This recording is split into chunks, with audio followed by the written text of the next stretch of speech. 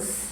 Eu sou a psicanalista Fabiana Paula e nós estamos começando mais um programa Conversa no Divã.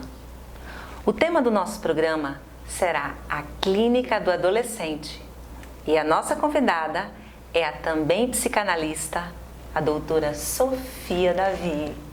Seja muito bem-vinda, doutora Sofia Davi. É um prazer para nós tê-la aqui conosco. Olá, doutora Fabiana, é um prazer imenso estar aqui com todos vocês da ABEP. Obrigada pela oportunidade. Doutora Sofia, eu sei que a senhora, no seu consultório, atende os mais diferentes tipos de pessoas. Tem um público que vai do adolescente ao adulto, mas como o nosso tema hoje é sobre a clínica do adolescente, vamos nos deter um pouco mais. E para nós começarmos a nossa conversa, o que difere? Quais as características que há no público adolescente que não há, por exemplo, no público adulto? Veja bem, eu atendo realmente um público variado, adulto, terapia de casal também e adolescente, a partir de 14 anos. Não atendo criança pequena. Realmente é um atendimento muito diferente, totalmente diferenciado do atendimento ao público adulto. Começa pelo quem traz o jovem para a terapia são os pais. Então ele dificilmente sozinho toma essa iniciativa. Os pais é que veem que a situação está complicada em casa, o convívio modifica e percebe-se que este adolescente está precisando de um apoio profissional.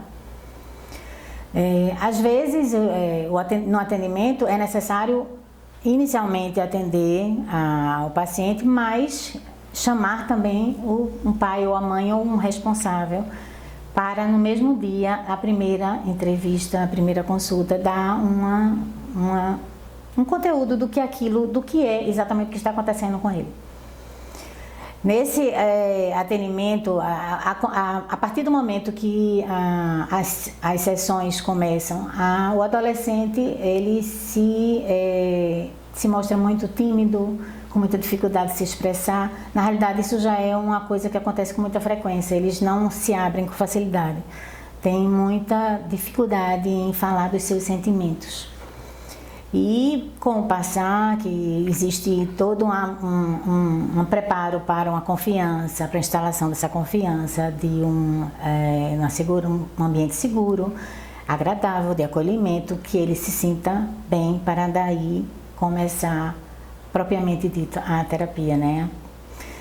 A partir do momento que o adolescente está já no processo da terapia, frequentando as sessões, começa a transferência propriamente dita, que a gente percebe facilmente que ele está soltando alguma coisa, mesmo com algumas dificuldades, mas ele consegue, entendeu?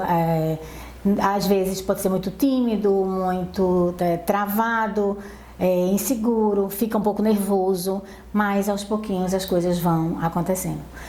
E depois de um certo tempo, eu particularmente espero um pouco para chamar os pais, para que ele tem que concordar. Eu não chamo os pais sem que o adolescente esteja de acordo, para ele não se sentir traído na confiança.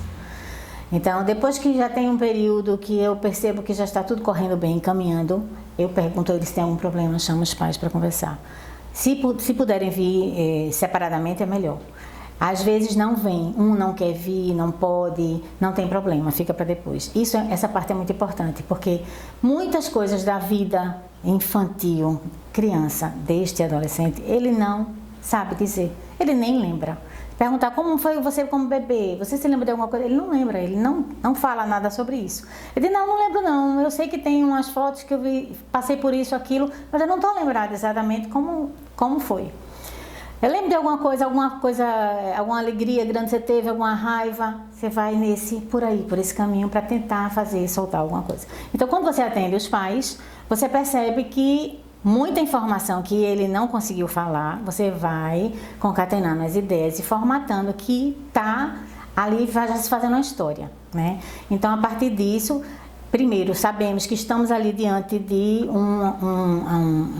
uma pessoa que está passando por um processo dificílimo, angustiadíssimo, de um sofrimento psíquico grande e que é necessário que se faça uma pesquisa longa nessa infância, nesse complexo de Édipo, tudo o que aconteceu nas funções materna e paterna que levou àquele estado, porque sabemos que na adolescência existe uma reedição desse complexo de Édipo. Então, quando chega na adolescência, dependendo de como aconteceu isso, essa neurose, essa angústia, isso vai ficar mais resistente, mais sofrido. Então ele vai ficar muito mais sofrido, porque ele está novamente passando pelo mesmo processo. E ainda tem a parte biológica, que o corpo se transforma, a voz muda, ele se olha no espelho, se vê se formando homem ou mulher, mas se entende como criança, como infantil, não consegue perceber que está acontecendo isso, ele vê e não sente. E tem a parte social, que é uma outra parte que incomoda, porque ele tem uma dependência afetiva, emocional, material dessa família, dessa dinâmica que é a vida dele. E isso são coisas que já dificultam a transição, né, para a fase adulta. E um outro ponto, que é o ponto mais importante no caso do atendimento psicanalítico, é o ser perdido. É um ser perdido, que ele não tem identidade, ele está completamente confuso, ele não sabe quem ele é. Então ele precisa que na terapia as coisas caminhem de uma maneira que ele fique mais seguro para entender exatamente o que está se passando com ele, porque o sofrimento é grande. Muito interessante tudo que a senhora está dizendo, porque além de todos esses elementos que compõem um ser adolescente, ainda há a questão da contemporaneidade. Os nossos adolescentes estão envoltos em várias questões muito contemporâneas. Entre elas, nós sabemos que a internet, e nós estamos aqui, não é, apresentando para vocês um programa na internet.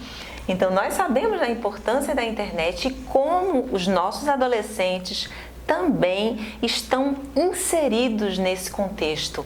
De que forma a senhora recebe no seu consultório esses adolescentes que estão muitas vezes, né, nós poderíamos até dizer viciados, com um hábito tão contínuo, horas e horas, sob o efeito, né, da internet? Como lidar também com essas questões dentro do setting psicanalítico? É muito interessante, inclusive porque essa conectividade, estar conectado, é praticamente o que acontece com todos os adolescentes, aliás, todos nós, né? Os adultos também. Mas nós adultos adquirimos esse hábito depois de passar pela adolescência. Mas os adolescentes de hoje, desde pequenos, eles já têm acesso a isso. Então, o que acontece, eu não atendo criança pequena, mas percebo, através até dos adultos que eu atendo, informações de crianças com 2 anos de idade que tem um tablet, que tem um celular e que ali ele com o dedinho, ele mexe e ele tem acesso a desenhos, a atividades e aquilo distrai a atenção dele. Ele passa horas seguidas ali. Então, isso tem um comprometimento em alguma outra área, porque de qualquer maneira ele está passando muitas horas fazendo uma determinada coisa conectada, fica habituado com essa necessidade e isso fica um hábito difícil de tirar depois. Então, se imagina esta criança, um adolescente, esse período todo com este hábito que se tornou necessidade e pode se tornar um vício, depende, cada caso é um caso. Mas no caso de um adolescente que está passando por essa transição, exatamente nessa faixa 11, 12 anos, 13 anos, que é quando ele começa a se olhar e não se vê mais tão criança. Aí vem uma outra coisa atrelada a este estar conectado, que são as redes sociais. Então, nas redes sociais já vem uma outra questão. Quando se postam as coisas nos Instagrams, no Facebook, em qualquer outra rede, sempre é uma situação perfeita, ideal. É aquilo que é um corpo perfeito, é fit, é uma imagem linda, é uma riqueza. Então, tudo é muito perfeito, maravilhoso. E aquele adolescente que está sofrendo ali psiquicamente, porque não está conseguindo fazer essa transição facilmente, porque não se encontrou, não sabe quem é, ele olha para isso e imagina, isso é o perfeito, todo mundo é assim, eu não consigo ser assim. Então, se eu não sou assim, eu não faço parte desse mundo. Então, quem sou eu? Então, ele está ali totalmente consciente de que está perdido, né? Então, é o foco do atendimento psicanalítico. Esse vazio que ele está. É trabalhar em cima disso para ele conseguir entender a sua identidade, né? A identidade dele está precisando ser resgatada. Então, o atendimento vai caminhando e as coisas acontecem. A não ser que a gente esteja diante de um quadro patológico. Aí já é outra coisa e a gente pode encaminhar para uma outra situação. Mas não sendo isso, sendo neurose de angústia, sendo aquele processo psíquico natural que passa a adolescência, provavelmente a gente vai encontrar uma forma de ter uma produtividade naquele atendimento. Doutora, quais são os desafios que um psicanalista enfrenta na clínica do adolescente? Bom, desafio. Eu diria que é ser um analista. Esse acho que é o maior desafio. Porque você, como analista, para atender, é um atendimento muito diferenciado, é um acolhimento maior, é uma interação que não tem muito no atendimento do adulto. Tem uma diferença e vocês têm que estar ali para aquilo. Por exemplo, você tem que ser um analista bem analisado, tem que estar dando continuidade ao seu estudo, tem que estar atualizado. Cada caso que você pega, você tem que estudar sobre aquilo, porque são casos sempre muito diferentes. E uma coisa, está equilibrado, né? Está equilibrado, psiquicamente falando. Porque se você não estiver, como é que você vai suportar aquela angústia? Se você, por exemplo, tiver um problema de infância não resolvido, tiver algo na sua história de adolescência que coincida com aquele caso exatamente que você está atendendo ali, você vai travar, você não vai conseguir. Então, você não vai conseguir dar continuidade àquilo. Então, eu acredito que o maior desafio é estar bem, estar equilibrado e não parar de se cuidar, de estudar e de produzir no atendimento. Ali você vai realmente galgando e chegando a algum lugar, porque se você não trabalhar a si mesmo, o atendimento fica comprometido. Muito interessante tudo que a senhora nos relatou e nos contou por experiência do setting psicanalítico, porque é muito desafiador você atender um adolescente que é trazido pelos pais. Ou seja, talvez haja uma resistência inicial dentro desse processo e para que haja a transferência, há que também ser quebrada essa resistência inicial e há que se estar trabalhando com a família, em conjunto com a família, ou seja, a clínica do adolescente é uma clínica da família. Isso, por isso que o atendimento tem que ser familiar, não tem como não ser. Inclusive, você necessita, para que o processo caminhe, da implicação da família. Quer dizer, se está acontecendo um adoecimento psíquico, algo não está funcionando naquela dinâmica atual. Tem algo que não funciona. Então, o pai ou a mãe, às vezes, se culpa e acha que pode sozinho dar conta daquele momento, de passar por aquilo. Mas é difícil, ele é somente pai e mãe, não é um profissional. Então, o profissional não é pai, não é mãe, não é professor, não, é somente o técnico naquela área. Ele estudou psicanálise, ele estudou inconsciente, ele vai saber exatamente provocar isso num setting analítico para que venha a questão a ser trabalhada.